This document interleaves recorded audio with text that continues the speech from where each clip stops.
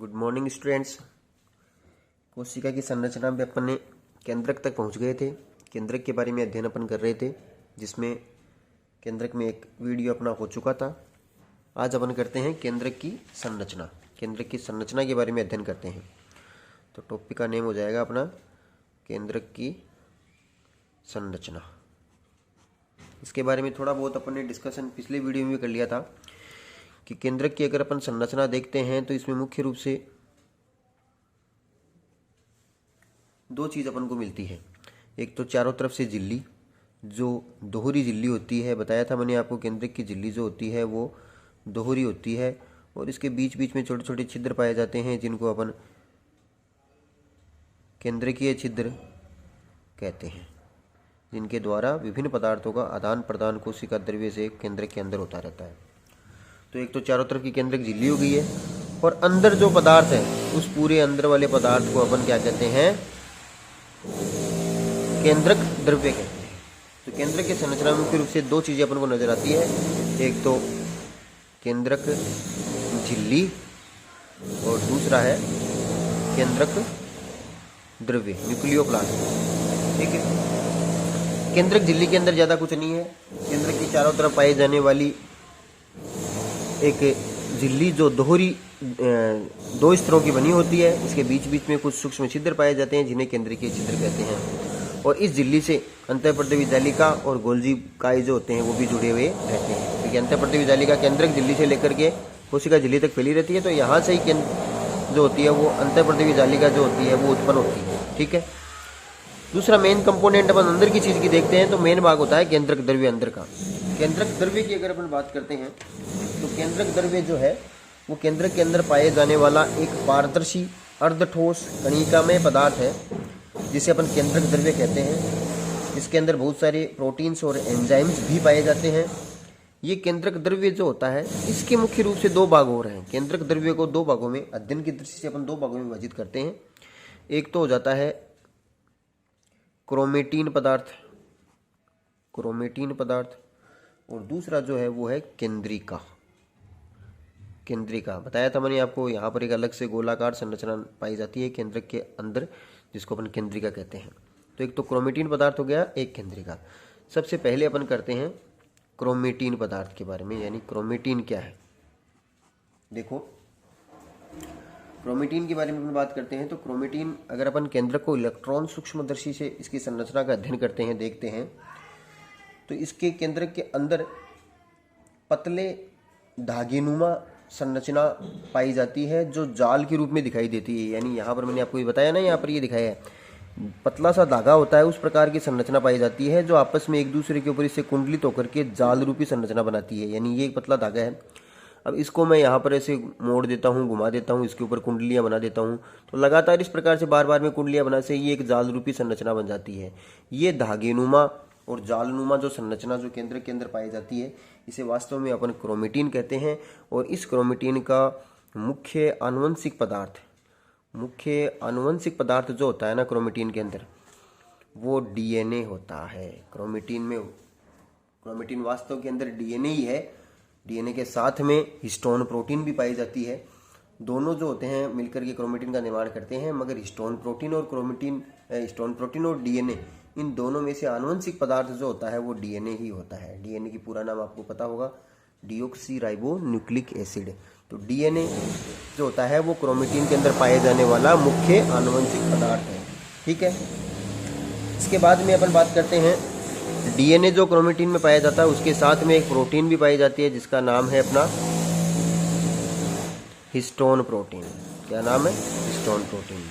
DNA और histone protein. अब देखो, डीएनए जो क्रोमेटीन के अंदर है वो धागेनुमा संरचना में है। अब हिस्टोन प्रोटीन जो होती है इस धागेनुमा संरचना को आपस के अंदर चिपकाने का काम करती है, यानी कुंडली बनाने का काम करती है। तो जब इसके साथ में हिस्टोन प्रोटीन मिक्स हो जाएगी तो ये धागेनुमा संरचना एक दूसरे के ऊपर से कुंडली बना करके जाल रूपी संरचना बना देगी। तभी तो ये इसको अपने क्रोमेटीन नाम दिया है। यानी क्रोमेटीन में हिस्टोन प्रोटीन और डीएनए दोनों है, और डीएनए प्लस हिस्टोन प्रोटीन दोनों जब आपस में मिल जाते हैं तो है तो ये क्रोमेटीन।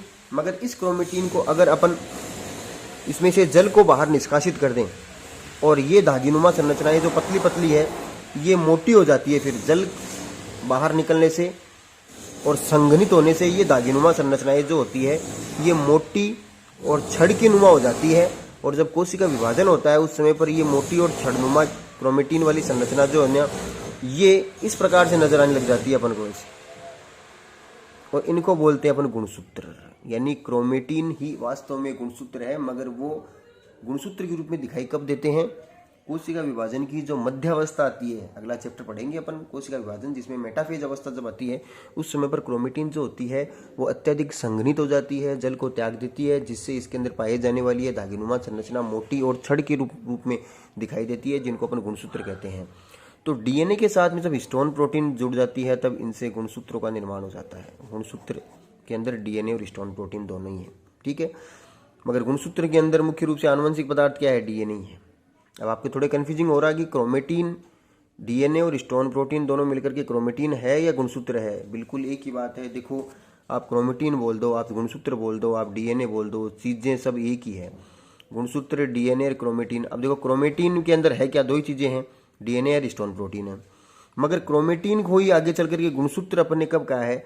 सिर्फ उसकी संरचना चेंज हुई है। जब तक क्रोमेटिन है वो तो एक जालरूपी संरचना है, गुच्छा सा नजर आता है।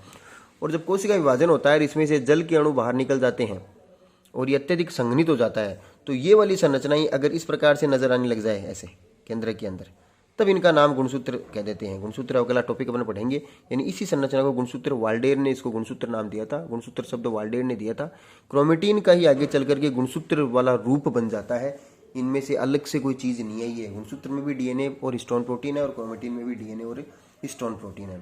मगर मुख्य आनुवंशिक पदार्थ की बात करें, आनुवंशिक पदार्थ कौन सा होता है? वो पदार्थ जो अगली पीढ़ी में लक्षणों को लेकर के जाता है, वो आनुवंशिक पदार्थ डीएनए होता है, जिसका पूरा नाम डीऑक्सी राइबो न्यूक्लिक अम्ल है, ठीक है। अब यहाँ पर एक बहुत ही इंपॉर्टेंट बात मैं बता रहा हूँ क्रोमेटिन से रिलेटेड। इस क्रोमेटिन को अगर अपन अभिरंजित करते हैं, केंद्रक के अंदर पाए जाने वाली जो क्रोमेटिन है इसको अभिरंजित करते हैं। अभिरंजित करने का मतलब रंग प्रदान करते हैं, इसको रंगते हैं और फिर माइक्रोस्कोप में देखते हैं, तो यहाँ पर इस क्रोमेटिन में दो स्पष्ट क्षेत्र नजर आते हैं।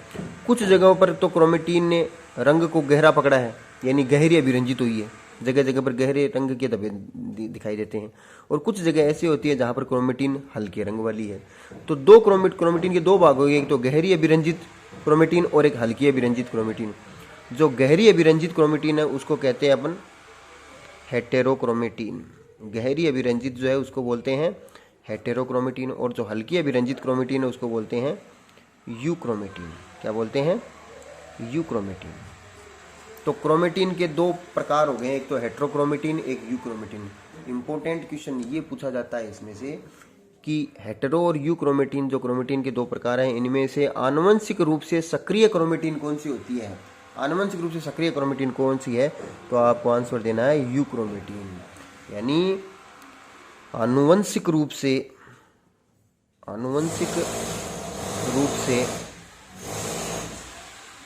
सक्रिय कौन सी क्रोमेटिन होती है? यूक्रोमेटिन होती है। ये ध्यान में रखना। जो हल्की अभिरंजित है ना, उसको अपने यूक्रोमेटिन का है, वो आनुवंशिक रूप से सक्रिय क्रोमेटिन होती है, ठीक है। अब उसके बाद में केंद्रक द्रव्य को दो भागों में विभाजित किया अपन ने, क्रोमेटिन और दूसरा केंद्रिका। क्रोमेटिन के बारे में आपको मैंने बता दिया। इस पर यहाँ पर डीएनए, गुणसूत्र, ये सब नाम आए, उनको अपन अलग से डिटेल से आगे पढ़ेंगे। दूसरा अपन करते हैं इसमें केंद्रिका। न्यूक्लियोलस कहते हैं अपन इसे। क्या बोलते हैं? न्यूक्लियोलस। केंद्रक के अंदर क्रोमेटिन के साथ में एक अंडाकार गोलाकार संरचना पाई जाती है जिसको केंद्रिका कहते हैं। यानी क्रोमेटिन है ये, क्रोमेटिन के अंदर ही अलग से गोलाकार संरचना, एक नहीं, इसकी संख्या डिपेंड करता है कि किस जीव की कोशिका का केंद्रक का अपन अध्ययन कर रहे हैं। एक से ज़्यादा भी हो सकती है ये केंद्रिका। तो ये गोलाकार अंडाकार संरचना जो क्रोमेटिन के साथ में पाई जाती है, अलग से पाई जाती है, इसको बोलते हैं केंद्रिका। केंद्रिका की खोज किसने की? सबसे इंपॉर्टेंट क्वेश्चन ये है, केंद्रिका की खोज की थी फोंटाना नामक वैज्ञानिक ने। वैज्ञानिक का नाम है फोंटाना ने केंद्रिका की खोज की थी। और इसका कार्य, केंद्रिका का क्या कार्य होता है? इसमें बस दो ही क्वेश्चन मोस्टली पूछे जाते हैं, केंद्रिका की खोज और कार्य। तो कार्य इसका आपको करना है, एक तो आरआरएनए, प्रोटीन संश्लेषण में सहायक बोल सकते हैं अपन। प्रोटीन संश्लेषण में सहायक है, मगर प्रोटीन संश्लेषण में सहायक कैसे है थोड़ा डिटेल में अपन बात करते हैं प्रोटीन संश्लेषण में सहायक भी कैसे है, तो थोड़ा डिटेल में जाते हैं। तो प्रोटीन संश्लेषण में सहायक इसलिए है क्योंकि केंद्रिका जो होती है वो राइबोसोमल आरएनए, आरएनए के 3 प्रकार होते हैं, आरआरएनए, टीआरएनए, एमआरएनए। उसमें से आरआरएनए जो होता है ना, यहाँ स्मॉल आर का मतलब राइबोसोमल है, तो राइबोसोमल आरएनए का निर्माण जो होता है वो केंद्रिका के द्वारा ही किया जाता है। और वास्तव में राइबोसोमल आरएनए जो आरआरएनए होता है ना, इसका काम प्रोटीन निर्माण करना ही है। इसलिए अपन डायरेक्ट ये कह सकते हैं कि प्रोटीन संश्लेषण में सहायक, और बिल्कुल इसका एग्जैक्ट डीप में जाकर के कार्य देखते हैं कि मुख्य कार्य देखते हो आरआरएनए का निर्माण होता है। और दूसरा जो होता है इसका कार्य वो सूत्री विभाजन, जो समसूत्री विभाजन होता है ना, में भी ये सहायक होती है। समसूत्री विभाजन में भी केंद्रिका जो होती है वो सहायक होती है। तो बात समझ में आ गई है, ये अपना केंद्रिका वाला हो गया। अब इस केंद्रक वाले टॉपिक को पूरा ही कर लेते हैं आज, ठीक है। केंद्रक के अंदर संरचना हो गई है, अब केंद्रक के कार्य की बात करते हैं अपन। केंद्रक के कार्य, क्या क्या कार्य होते हैं केंद्रक के, तो मैंने आपको बताया था केंद्रक सबसे मुख्य घटक है कोशिका का। पूरी कोशिका का ऊपर नियंत्रण जो होता है केंद्रक के द्वारा ही होता है। तो पहला कार्य ये हो जाएगा, केंद्रक द्वारा कोशिका का नियंत्रण व नियमन किया जाता है। पूरी कोशिका के ऊपर कंट्रोल जो होता है वो केंद्रक का ही होता है।